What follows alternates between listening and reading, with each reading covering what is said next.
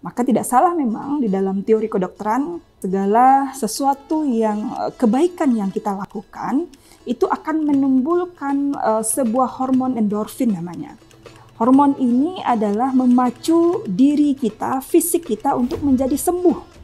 Jadi kalau kita selesai melakukan kebaikan, misalnya membantu orang lain,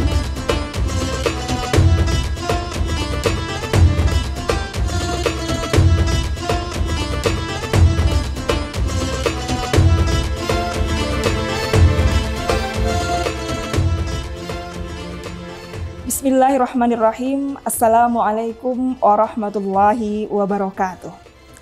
Alhamdulillahirabbil alamin.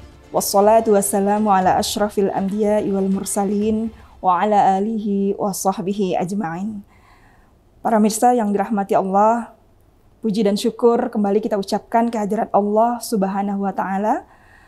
Karena atas berkat rahmat dan karunia-Nya lah kita kembali berjumpa dalam acara Syiar Ramadan Majelis Dai Kebangsaan kita ini. Mudah-mudahan Ramadan yang kita jalani hari ini, tahun ini, tentunya menjadi Ramadan yang terbaik kita dari tahun-tahun yang sebelumnya. Selanjutnya salawat dan salam, marilah kita mohonkan kepada Allah, semoga tetap tercurahkan kepada Nabi besar kita, yakni Nabi Muhammad SAW.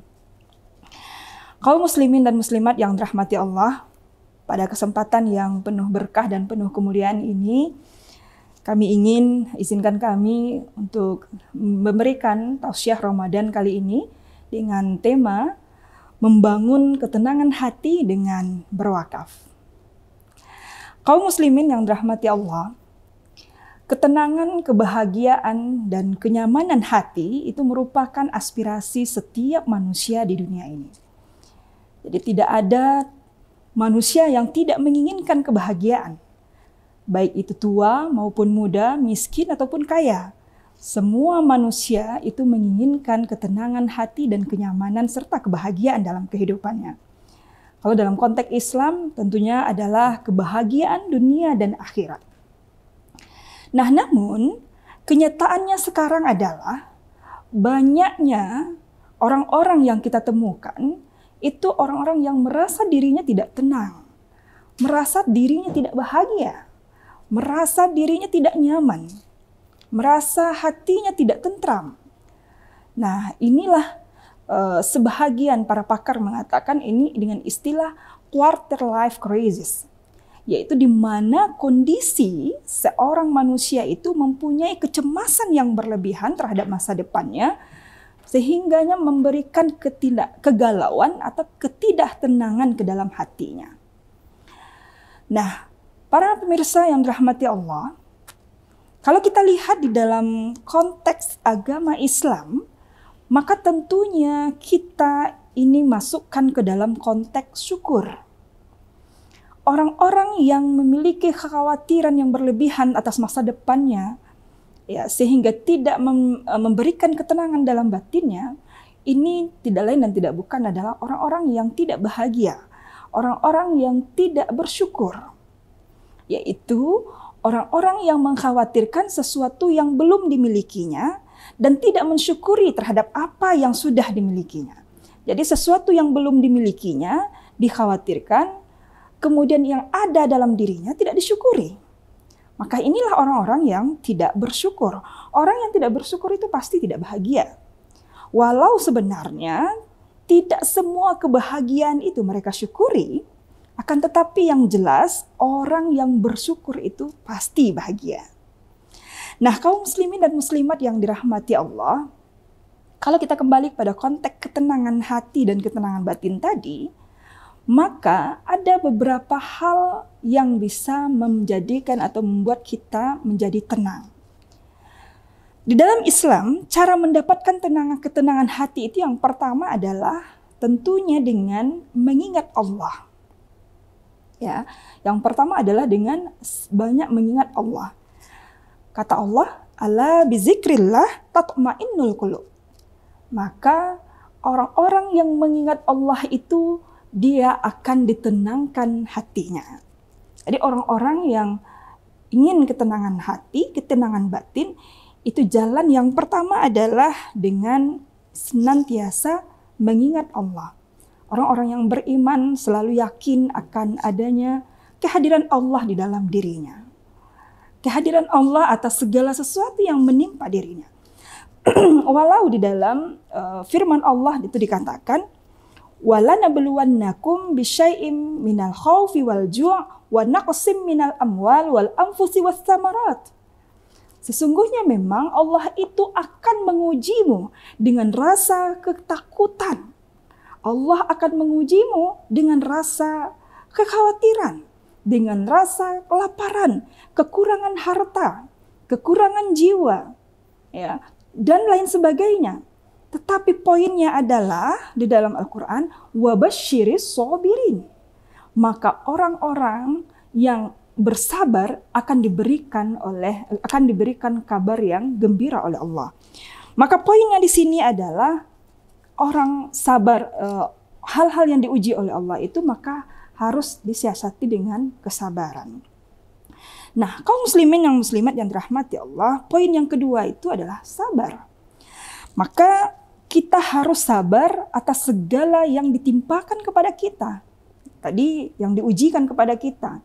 Jadi merasa kekhawatiran, merasa kegalauan, ya, kekhawatiran akan tidak dapat rezeki, kekhawatiran akan tidak dapat jabatan, kekhawatiran tidak akan mendapatkan, tidak mampu untuk membiayai keluarga dan lain sebagainya.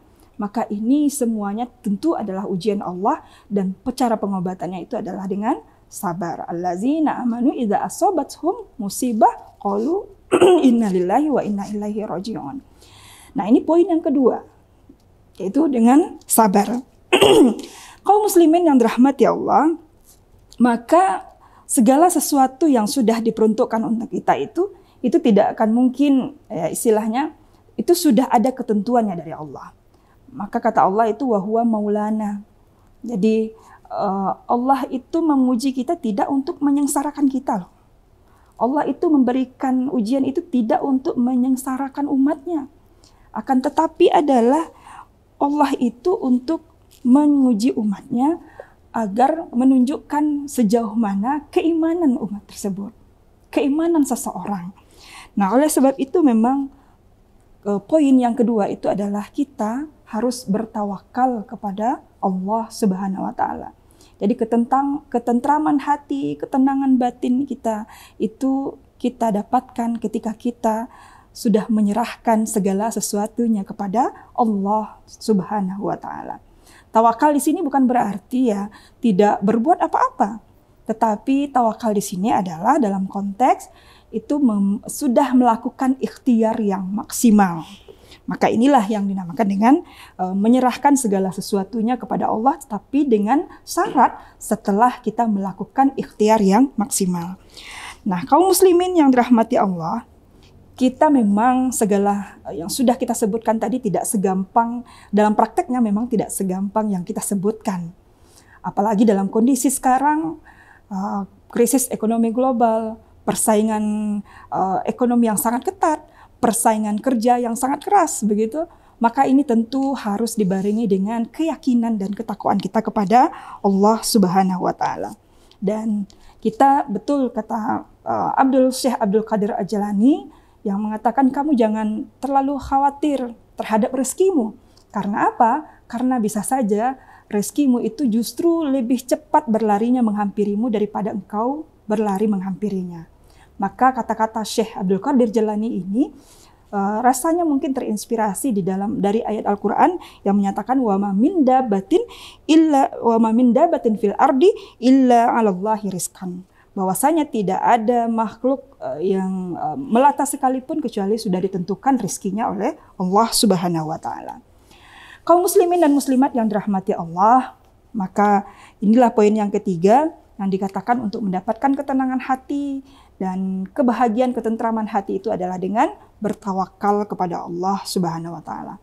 Maka di dalam hadis juga dikatakan lau annakum tatawakkalu 'alallahi haqqa tawakkulih. Jadi kalau Allah itu akan memberi rezeki jikalau kamu memang sudah bertawakal atau betul-betul bertawakal kepada Allah sebagaimana Allah itu memberi rezeki seperti Allah memberi rezeki kepada burung. Jadi burung itu pagi sudah terbang, kemudian pulang dalam keadaan perut kenyang. Jadi betul-betul tawakal yang sebenar-benarnya. Nah, kaum muslimin dan rahmati Allah, selain dari hal-hal yang 3 tadi yang kita sebutkan, cara untuk mendapatkan ketenangan dan ketentraman batin itu adalah, poin yang keempatnya adalah dengan melakukan kebaikan. Jadi untuk mendapatkan ketenangan dan melakukan ketenangan batin itu adalah dengan banyak-banyak melakukan kebaikan. Maka di dalam hadis dikatakan, al-birru ma itma'annas ilaihin nafsu watma'anna ilaihil qalbu. Bahwa melakukan kebaikan itu dapat menenangkan jiwa kita dan dapat menenteramkan hati kita. Maka tidak salah memang di dalam teori kedokteran, segala sesuatu yang kebaikan yang kita lakukan itu akan menimbulkan sebuah hormon endorfin namanya. Hormon ini adalah memacu diri kita, fisik kita untuk menjadi sembuh. Jadi kalau kita selesai melakukan kebaikan, misalnya membantu orang lain, atau mungkin memberikan sedekah kepada orang yang membutuhkan, maka akan muncul dengan sendirinya di dalam tubuh kita ini seperti zat atau mungkin hormon endorfin. Ini adalah hormon yang menyenangkan, sehingga kalau ada badan kita yang sakit, fisik kita yang terasa sakit, maka hormon ini akan menambah kekuatan dan kesehatan terhadap tubuh kita. Maka tidak salah memang hadis ini mengatakan bahwa kebaikan itu akan menenteramkan jiwa kita dan akan menenangkan hati kita. Dan ada satu kelompok lagi di dalam Al-Quran, kaum muslimin. Jadi ada satu kelompok lagi di dalam Al-Quran yang tidak merasa takut dan khawatir lagi di dalam dirinya. Jadi ada satu kelompok yang tidak ada lagi merasa takut dan khawatir dalam dirinya. Siapakah dia? Itu di dalam Al-Quran disebutkan alladzina yunfiquna bil-laili wan-nahari sirran wa alaniyah. Yaitu orang-orang yang menafkahkan hartanya baik pada malam hari maupun pada siang hari, baik itu sembunyi maupun secara terang-terangan.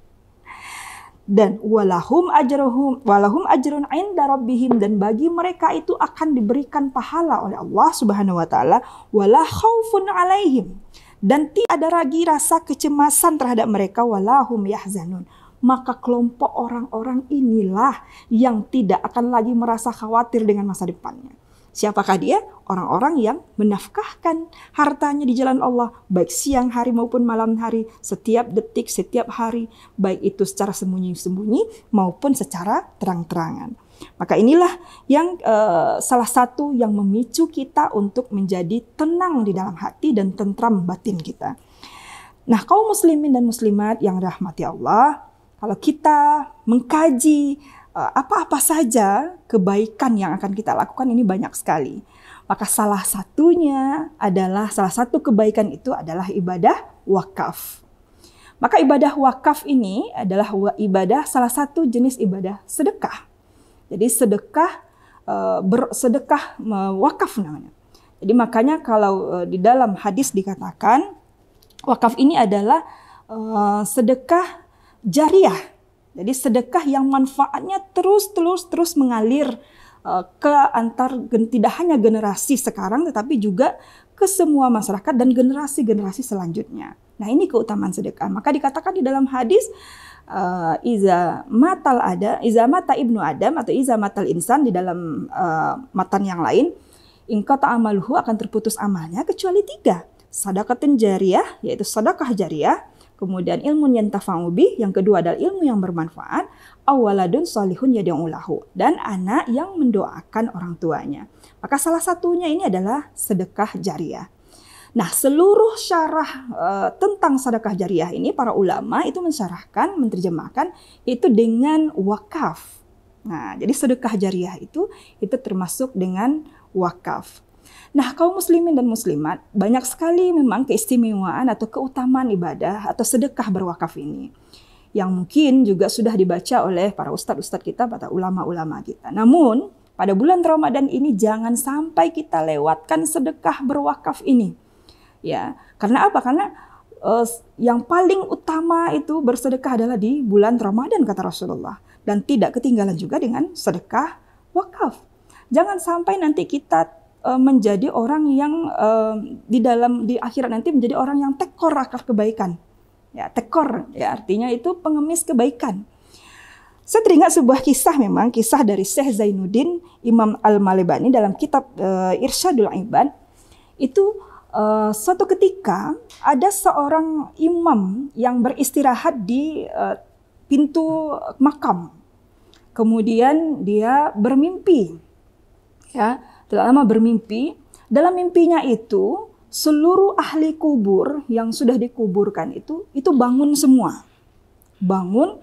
Kemudian dia melihat, imam itu melihat orang sebahagiannya itu berebut makanan. Tetapi ada di antara ahli kubur itu yang tidak mau berebut makanan. Nah, ditanya oleh imam, kamu kenapa tidak berebutan makanan? Sementara teman-temanmu yang lain itu berebutan makanan. Dijawab oleh orang tersebut yang tidak mau rebutan makanan tadi, dia katakannya, saya ini sudah kaya. Saya ini sudah kaya, seluruh kiriman dari anak-anak saya, keluarga saya itu mencukupi, jadi tidak perlu saya berebutan makanan itu istilahnya.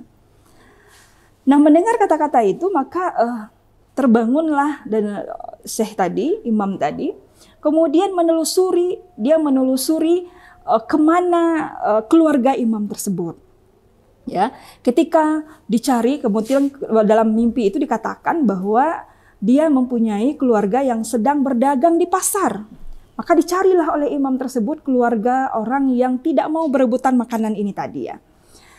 Nah, kemudian setelah dicari, dilihat, kemudian ternyata ibadah yang dilakukan oleh keluarganya tadi, ahli kubur yang tidak mau berebutan makanan tadi, itu adalah senantiasa membaca Al-Quran. Senantiasa membaca Al-Quran di saat dia berdagang. Kemudian di samping itu dia juga senantiasa bersedekah, ya. Dia bersedekah, kemudian amalan baca Al-Quran dan amalan sedekahnya ini ternyata itu sampai ke ahli kubur, ke keluarganya itu tadi, sehingga dia tidak perlu lagi berebut makanan.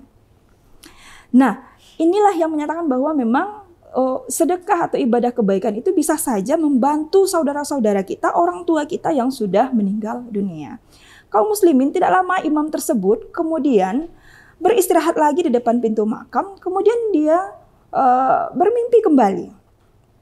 Nah, di dalam mimpi tersebut, sama seperti mimpi pertama, ada lagi yang rebutan makanan.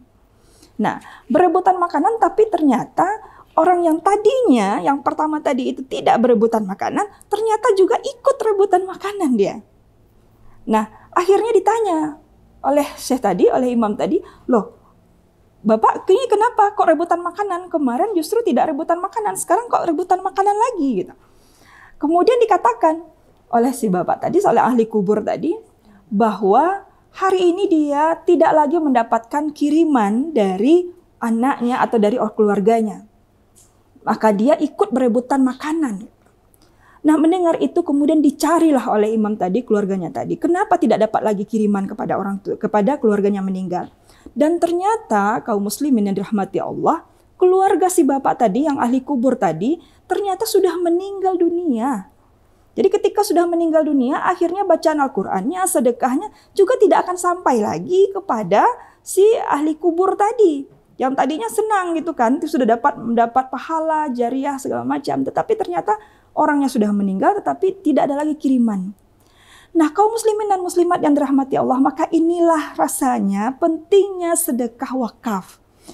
Nah, kelebihan dari sedekah wakaf ini, sekalipun kita keluarga tidak ada lagi yang mendoakan kita, akan tetapi sedekah wakaf kita akan terus mengalirkan pahalanya walaupun kita sudah meninggal dunia. Maka inilah salah satu keutamaan dari sedekah wakaf, yang mana pahalanya terus mengalir, karena dia sedekah jariah, pahalanya terus mengalir sekalipun mungkin kita sudah meninggal dunia dan tidak akan terputus-putus sampai hari kiamat kelak. Nah, kaum muslimin dan muslimat yang dirahmati Allah, maka itulah tadi kita katakan sesuai dengan judul dan tema pengajian kita hari ini, bahwa wakaf itu bisa saja menjadi salah satu kebaikan diri kita yang akan memberikan ketenangan batin dan ketenangan hati, ketentraman hati kita. Maka dengan sedekah jariah, wakaf, maka kita akan mendapatkan pahala jariah dan tidak hanya di masa dunia saja, tetapi juga sampai ke akhirat kelak. Serasa itu yang bisa kita sampaikan pada hari ini. Mudah-mudahan kita semua bisa menghadirkan wakaf terbaik kita di bulan Ramadan yang kata Allah, lan tanalul birra hatta tunfiqu mimma tuhibbun. Tidaklah engkau mendapatkan kebaikan melainkan kamu menafkahkan harta yang kamu cintai. Maka mari kita wakafkan harta yang kita cintai di jalan Allah yang sehingganya nanti akan mengalirkan pahala walaupun kita sudah meninggal dunia. Terima kasih dan banyak maaf. Wassalamualaikum warahmatullahi wabarakatuh.